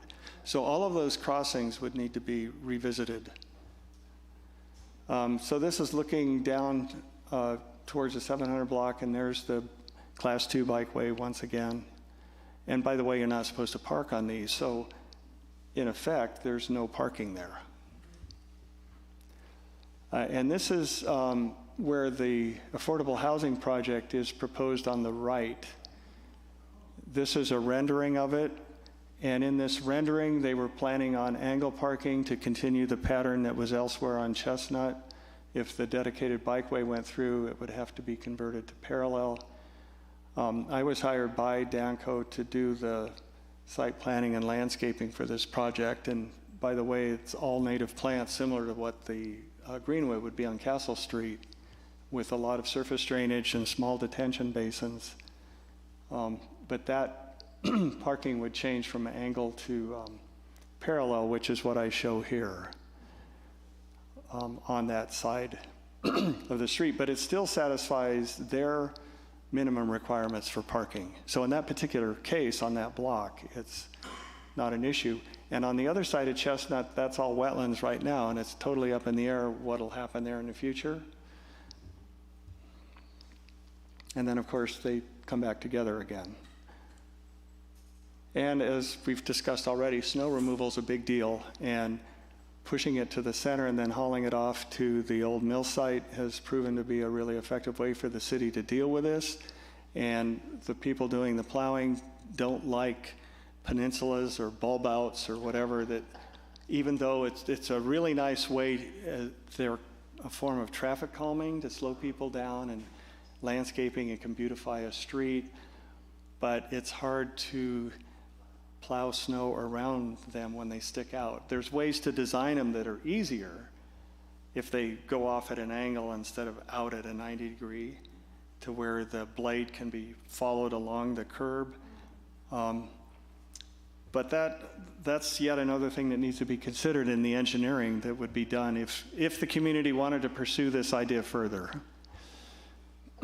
So regarding parking mitigation, there's three options here: one-way traffic with 2 lanes and a bicycle boulevard where bicycles just ride down the middle of the street, and you actually gain some parking. Another option is one-way with 2 lanes with the separated bikeways, which all of my drawings show. And on Mount Shasta Boulevard, over that whole 6-block distance, you only lose 2 spaces. But on Chestnut Street, you lose 22 spaces. And to mitigate for that, there potentially could be some surplus from the Greenway project, depending on what was done in front of ACE. And then, of course, the Tadena property, where you could do 70 spaces. Another option, as I mentioned before, was the idea of just 1 lane of traffic one way with separated bikeways, which would allow for 20-degree angle parking on Mount Shasta Boulevard on the opposite side from where the separated bikeway would be, and you gain 35 spaces. On Chestnut, you lose 22, but you've more than mitigated within the block. Not that that's going to make people happier on Chestnut that they lose the immediate parking, but I'm just trying to put this into context. So that shows the 70 space parking, but another parking area that the railroad currently owns that the Forest Service had used for years is on the other side of the tracks. The railroad has been willing to sell that, and it ties right in with the Greenway concept. And this is a good time to mention the Greenway because, again, back in the early 90s, we were looking at a Class 1 bikeway, paved trail separate from roadways from the city park to downtown, and then it grew to go through town to the south end where there could be a park at the old mill pond, and then continuing out to Lake Siskiyou, going under the freeway where the railroad tracks go under the freeway. Well, then the Active Transportation Committee started looking at a route on the other side of Mount Shasta Boulevard that they call the Midtown Trail. So that could be a mix of Class 1 and on-street bicycle boulevards or Class 2, but secondary streets, not in the middle of town. Between those two, you could accommodate a lot of bicycle traffic, which begs the question to some extent, how far do you want to go with designing for bicycle traffic in the heart of downtown? Well, they've already made a commitment to have the Class 2 bikeways, and it'd be a little bit difficult to go backwards on that. But if you're looking at the big picture, I think it's important to look at the Greenway concept through town. It's a Greenway network, and we included that in the Rec District Master Plan update that connects the parks, it connects the downtown, it connects between the headwaters and the lake, and those routes would be designed for bicycles and pedestrians. And with all of that ultimately in place, how far do you need to go on Mount Shasta Boulevard and Chestnut in the downtown area? I would tend to say, well, you still do, but that's one of the things that needs to be considered. So this is the Greenway project. That was the full scope of it. Actually, Alta threw out the suggestion of, instead of calling it the downtown to Lake Trail or City Park to downtown or whatever, they said just call it the Headwaters to Lake Trail, which makes perfect sense because that's the ultimate vision. So that shows the main route in the thicker green line, and then the Midtown Trail route is on there, and other various connections, including on-road connections. Huge opportunities with that. So that's separate from the one-way traffic couplet, and it would be yet another project that was included in the Rec District's Master Plan update, but that was another pre-CEQA type planning exercise, because for the Rec District to move forward, or any other entity on this Greenway network, it's going to have to do CEQA. And we're not here tonight to talk directly about that. That's part of the bigger picture. So the next steps with the couplet is for the community to mull this over and see to what extent people may want to do it or not. Like I said, we're not going to get grant money unless the community is really behind it. And if they are, well, and then this is where an economic analysis comes in. I put that down as one of the bullets. If it is supported, then we apply for funding, and that funding is most likely going to have to be tied to active transportation, because it's going to be hard to get grant money to just improve the streets for traffic's sake if it doesn't include pedestrians and bicycles. And then the funding would cover the studies, the engineering, CEQA, permits, land acquisition, and construction. And to phase something like that, it gets interesting, because you could start doing the improvements first, and on both streets, perhaps starting with Chestnut, but you wouldn't make the switch over until obviously you had the connectivity all the way through. And you can't go out and completely shut down one of those streets for months. Why? So it's going to have to be very incremental. So it would be phased, absolutely. And there would be a lot of complexities that would need to be worked out. So, questions and comments on the couplet idea with the microphone now. Hi. Thank you, Tom, for doing all of this work. I have a couple of comments about the two-way, one-way streets. I would caution that we use the examples of Bend and Ashland in terms of the one-way streets downtown. We have the luck of having a lot of room on our lanes. So I would say, let's not squeeze that room out. Also, I hear a comment, well, just walk a little further. I can't. I'm already unable to walk any distance. So I think we really need to take into account handicap parking in all of these areas. And when we do that, the angle of the parking is important. We want tourists. That involves RVs, not necessarily huge ones, but small campers. I've got a small camper, and I have difficulty negotiating the streets in Bend, and I can't park close enough for me personally to get to the downtowns. So I would hope, given that we've got all this space, that we take that into account. That's it. I would add to that some places for buses. Yeah, this is, even though I said I got quite detailed in my AutoCAD drawings, on the other hand, it's quite conceptual in the sense that it would have been too much time and effort to show ADA parking spaces. But in my tallies of how many spaces were needed, I did consider that. And when I counted the existing spaces on any given block, I was using Google Earth, so you can see where they are. And certainly there should be more. So that would have to be, for the Greenway project and for the Couplet, adequate handicap parking, designated stalls. But what you bring up, it's not just the small RVs and campers. There's an issue with people who drive the King Cab pickup trucks.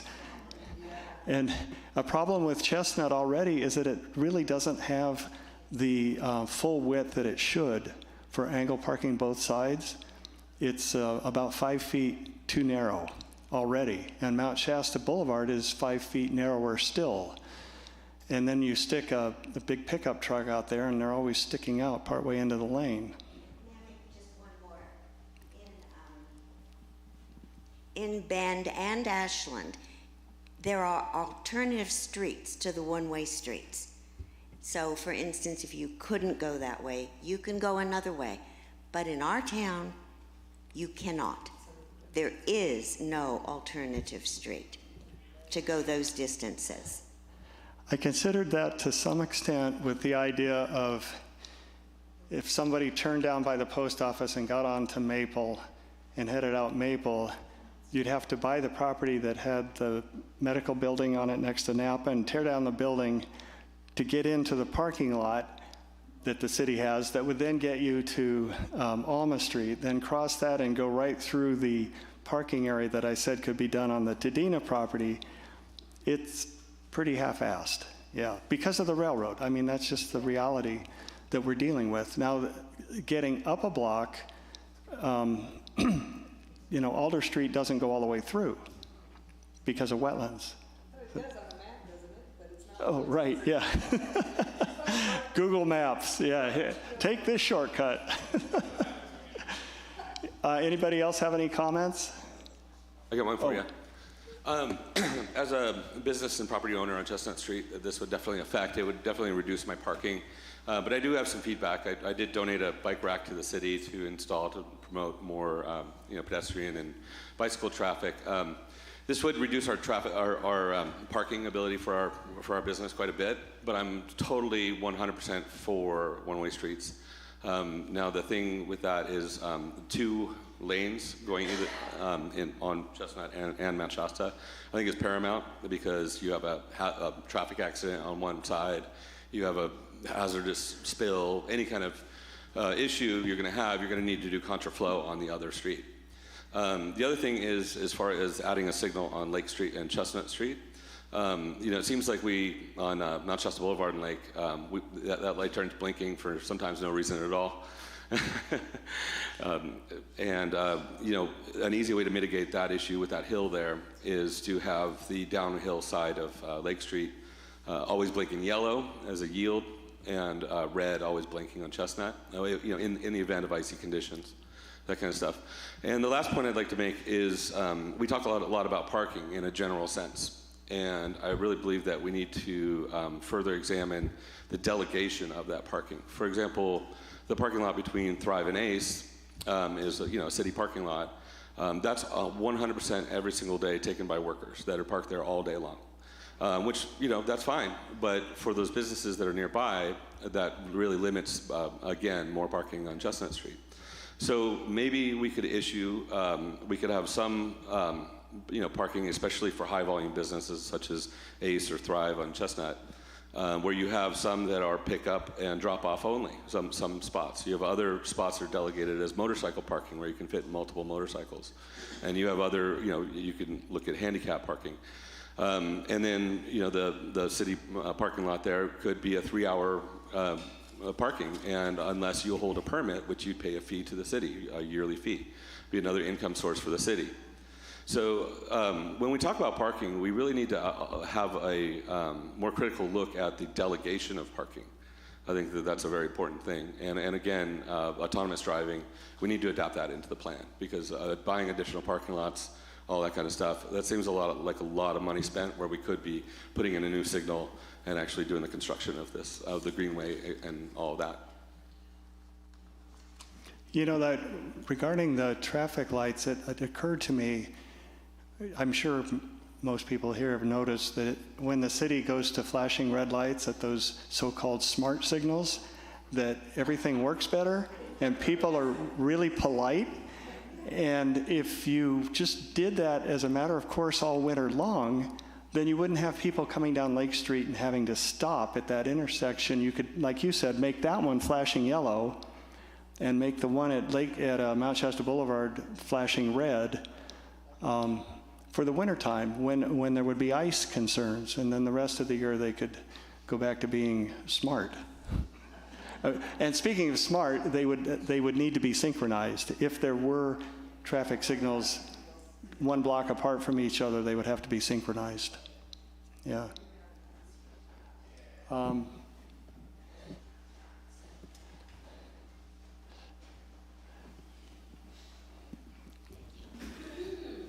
own Shasta Vortex Adventures on Castle and Chestnut. We give guided tours that last 4 and 7 hours long. So our people need to be able to park for 7 hours without getting ticketed. Nothing has been said about parking time limits. So I'm a little concerned about that as well.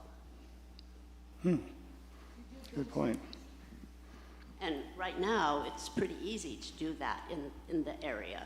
Because it said, all the signs say 2-hour parking, but nobody gets tickets. Thank goodness.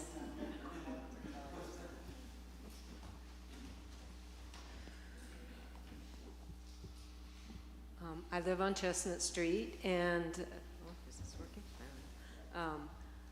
A little concerned on a couple of counts here. First off, I do think we need more outreach to actual residents. It was kind of a roundabout way I heard about this meeting. I feel like there just needs to be a lot more publicity if we're going to have town hall type of events so that people can show up and give their concerns. And then the real glaring thing I'm feeling on the couplet is that consideration for quality of life of residents along Chestnut and Mount Shasta Boulevard. I'd like to see that up there because, we've given feedback on the traffic surveys, and we have concerns about generally people going north out of town. It's like time to rev your engine by the time you get to, Alma, and then you get even faster, going out north. And so it's really important to me that we talk about slowing traffic down, making it a more positive experience for the people who live there, and safer in that way. So I'd like to see that as part of the considerations on whether we do this or not. To some extent, we're still recovering from not having a local newspaper anymore. And it's really unfortunate because this sort of thing in the past, drawings like this would have been included. There would have been multi-page articles about it, letters to the editor. That being said, I think the city has a Facebook page. Is that right? We do, and we sent a mailer to every ratepayer to the city, a direct mailing about this meeting.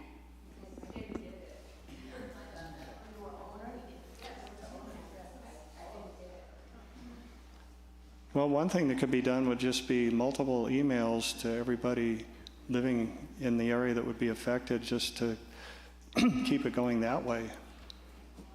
On Chestnut Street. Oh. On Chestnut Street, where my office is, if you had the one-way street, you had all the parking on the west side of the street, and on my side, it's the east side.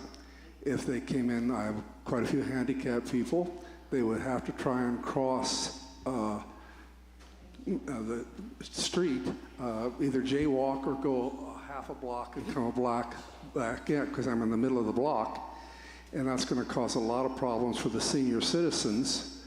And it's just not a good plan from that standpoint on their safety, because, and on the inconvenience of coming to get their vision checked.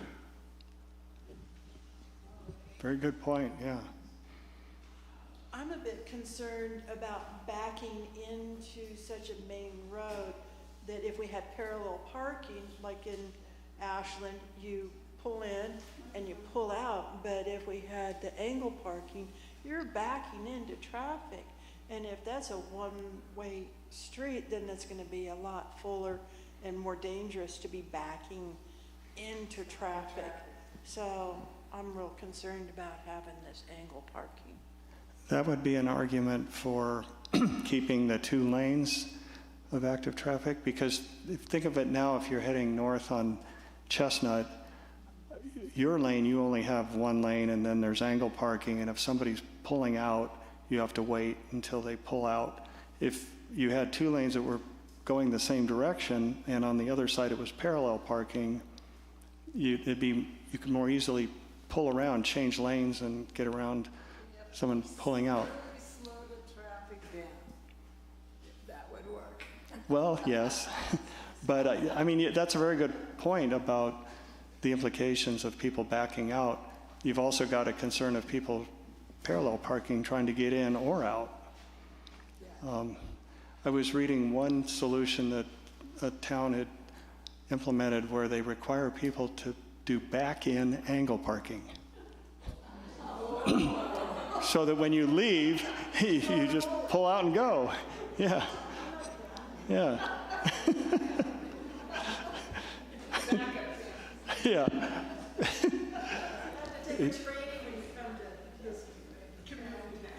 So 2 things that occur to me. One, right now, Lake Street is the major access to the mountain.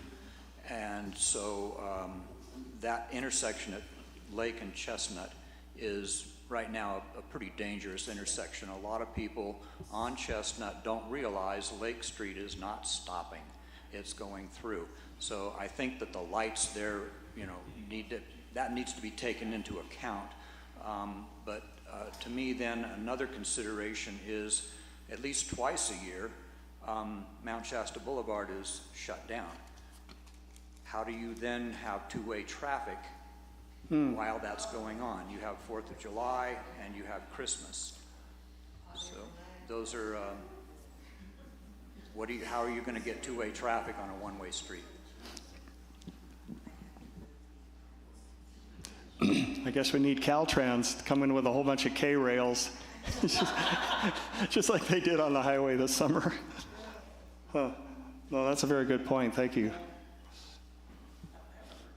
you post the overall plan showing one-way traffic, like from one end of the town to the other? So if I was at the other end of the town, how would I get to the Spartans, for instance? I would have to go to the next block.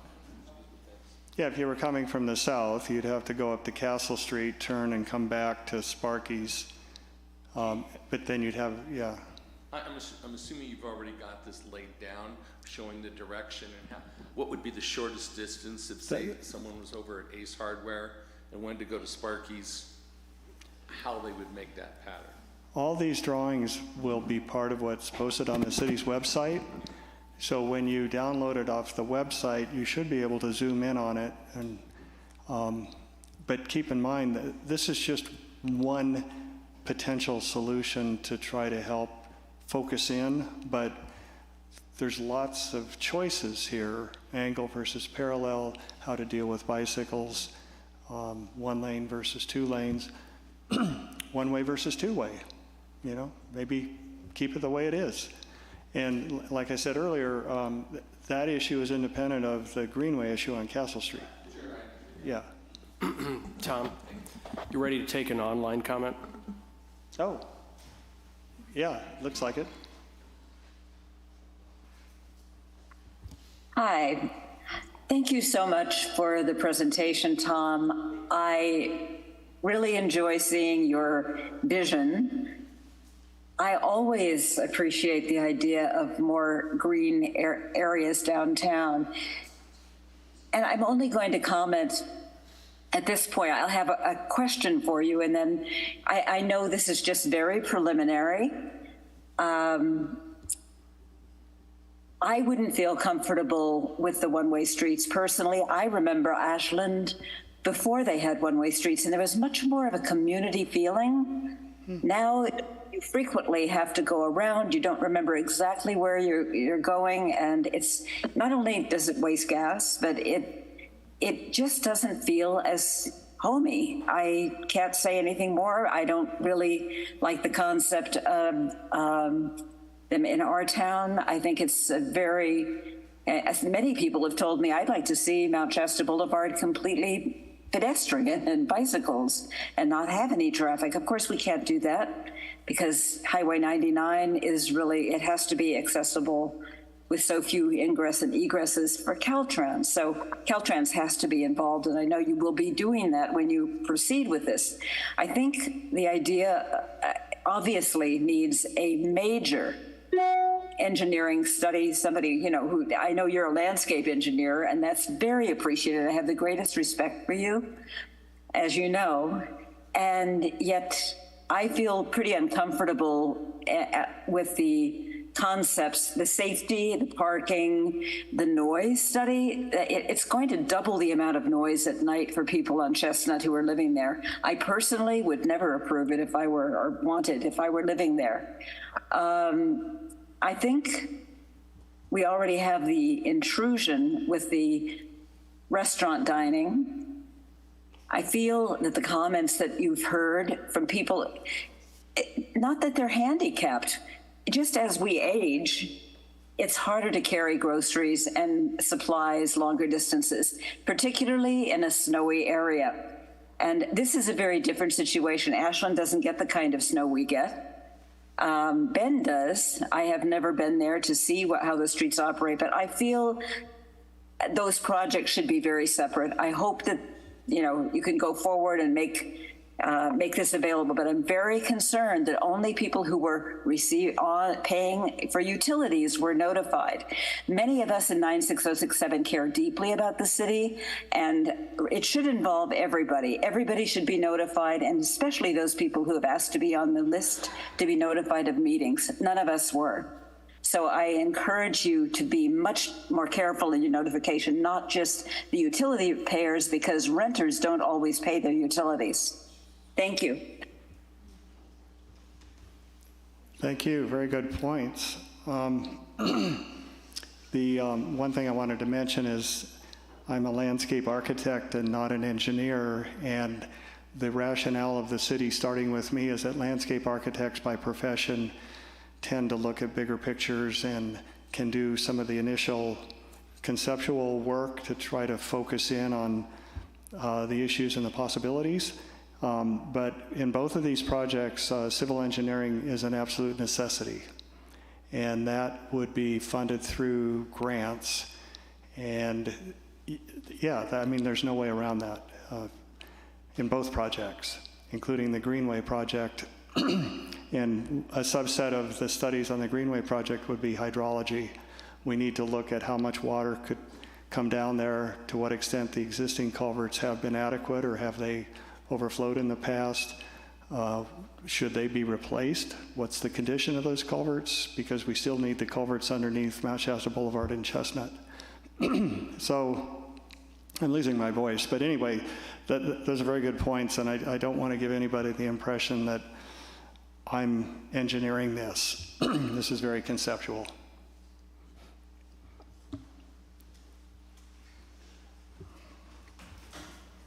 One of the things that is common to both of these projects is you're getting a grant, but what most people don't realize is that it also takes city money and at least 20% matching fees. Well, we haven't had any road fixes or repaving for the last, 5 years or better? And I think if we want to have a better economy, which we don't have now, and if we did have a better economy, these kind of concepts and stuff, they might flow because you got excess money to spend on them. We don't have enough money to take care of what we got. We need to take care of that first before doing a ethereal project, I think. As I mentioned, we were fortunate in the city of Wairika to have the 20% match waived, but there's still the maintenance issue. So, yeah, that having enough money from sources that aren't going to impact the city services is critical to both of these projects. We had, when I was on planning commission, we had mountain runners desire that they wanted to do nice things for the community, and they did. They put in these wonderful trees that we had taken out 30 years ago, and then after 10 years they forgot about it and they put them in, and now our sidewalks down Mount Shasta Boulevard are destroyed because of a good project that they put in and they paid for. However, the city's been paying for it ever since. That's one of the paradoxes of projects, is people get all excited and they want to go build something and they get money to build it, but then nobody's there to maintain it. Yeah, we, in the Rec District Master Plan update, we put a lot of emphasis on operations and maintenance following new projects.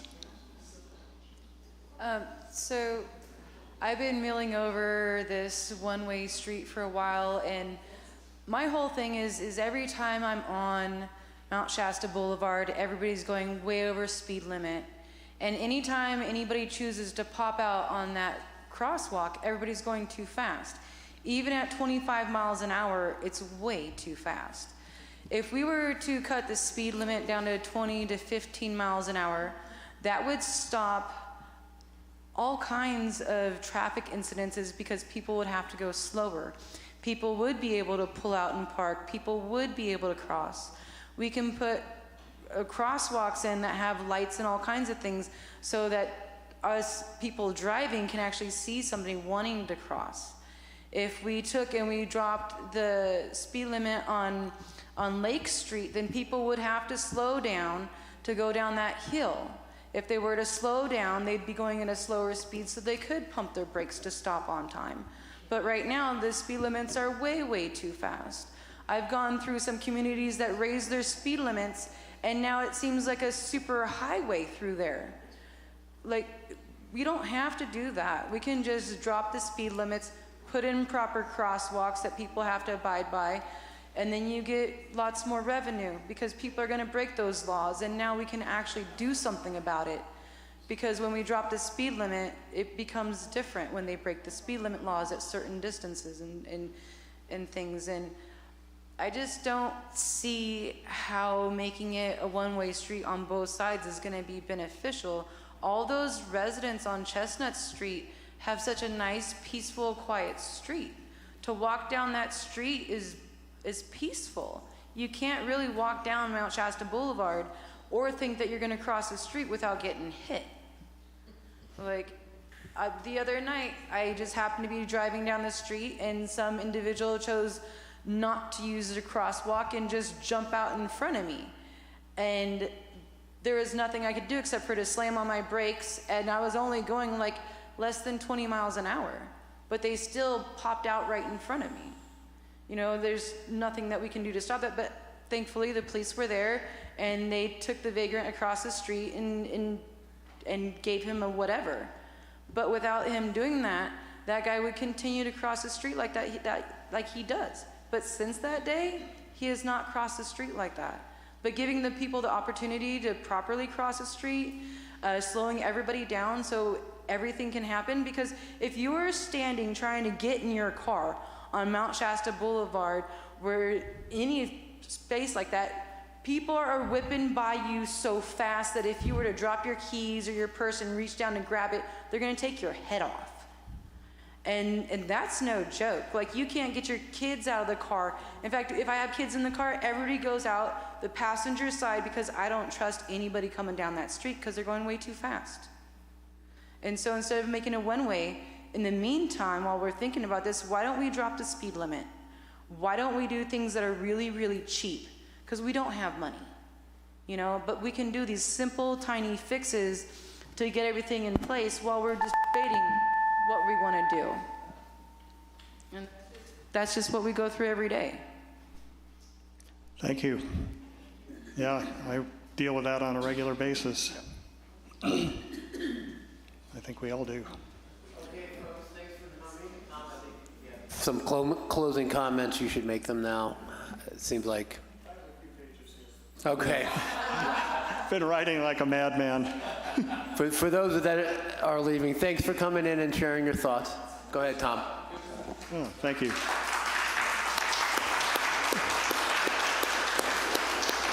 Please don't hesitate to follow up via email or phone call or whatever, because it is all about public input. Oh. Oh, website.